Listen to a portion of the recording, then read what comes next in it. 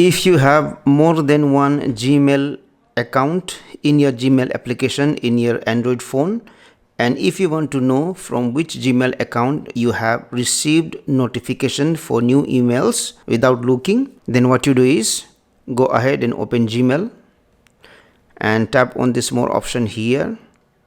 Go to settings. So right now I have all these Gmail accounts in my Gmail application.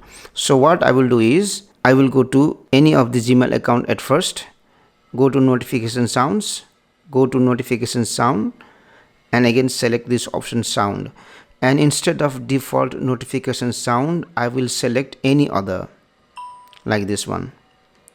Go back and then done, and then again go back, and I will go back again.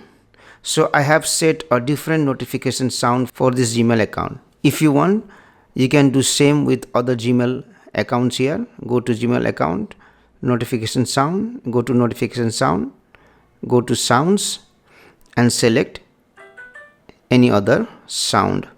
After that go back, done, and then again go back. So what you do is set a different notification sound for Gmail account so that you will know from which Gmail account you have received notification for new emails.